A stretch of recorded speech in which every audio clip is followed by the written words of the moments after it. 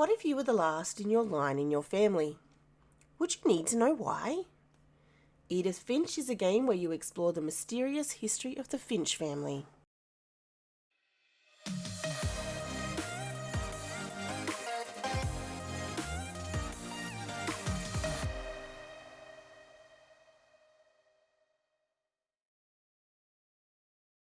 Hi, I'm Vic and I'm a content creator here on YouTube and also on Twitch.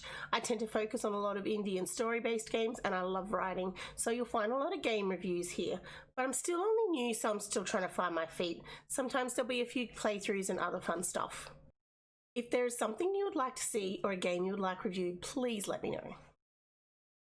If you like this video, don't forget to click the like button and hit the subscribe as well as the bell to make sure you get any notifications for new videos. Or alternatively, you can catch me on Twitch Friday, Saturday, Sunday and Monday, and my link is down below in the description. Enjoy the video!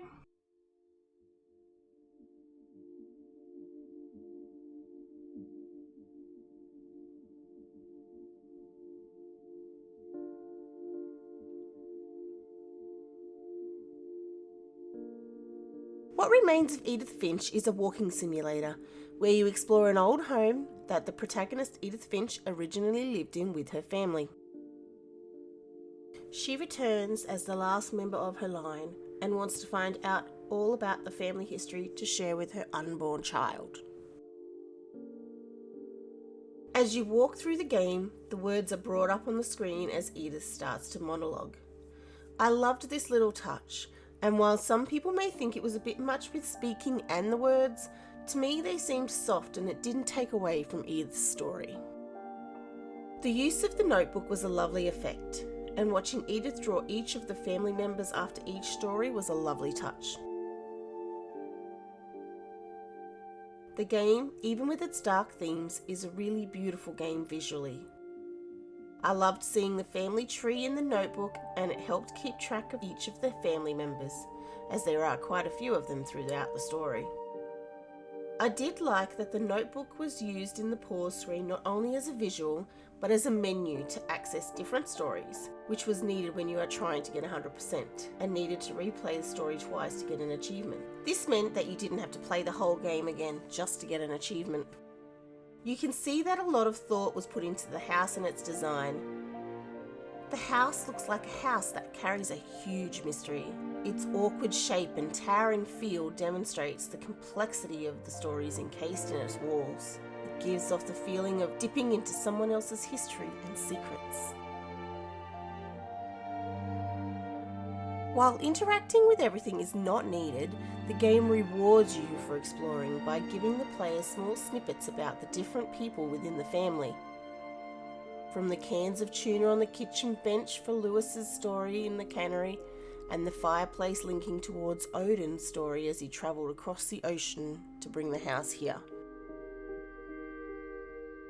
As an avid reader, I loved how they used different books to access the secret passages.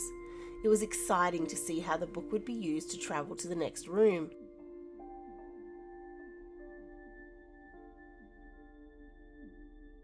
They ranged from lift the flap books to a caterpillar you pushed in to open a sliding door behind the bookcase.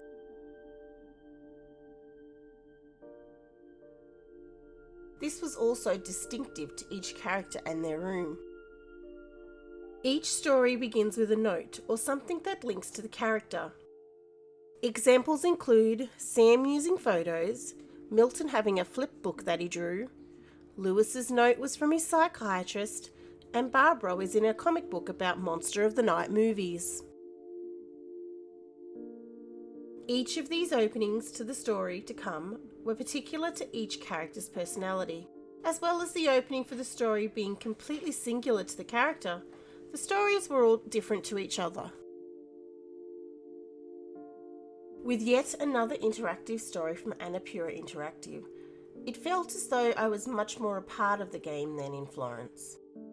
I felt I could explore to learn more about the family before moving on. And while this didn't really change much of the story itself, it was interesting to hear the little tidbits of family information that you were not sure of before exploring.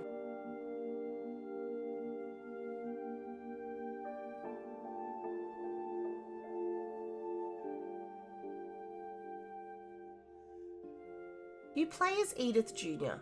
as she heads back to her old family home to find out more about her family history. As Edith, you'll explore the colossal Finch house, searching for stories as she explores her family history and tries to figure out why she's the last one left. Each story lets you experience the life of a new family member on their day of death, with stories ranging from distant past to present day.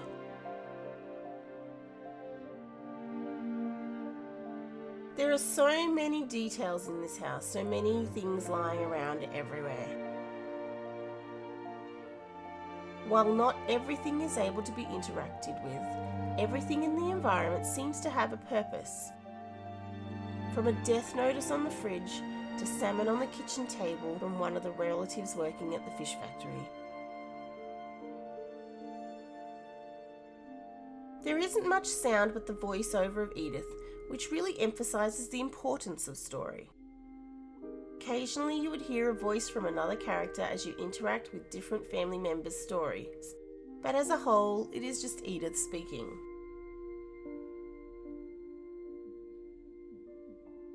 All interactive items are fairly clear, with white bubbles for snippets of family information and books for those that move the story forward. You play by using WASD and the mouse to click on different items.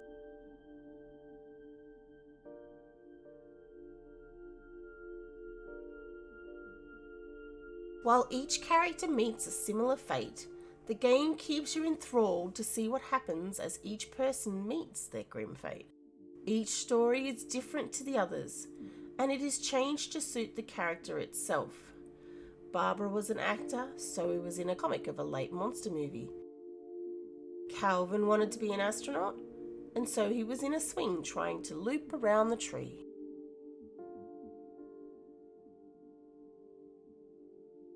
There are a few achievements that encourage you to play the game again.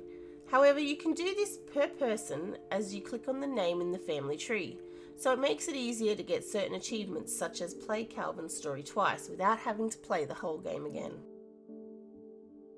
I give it 4 out of 5 howls.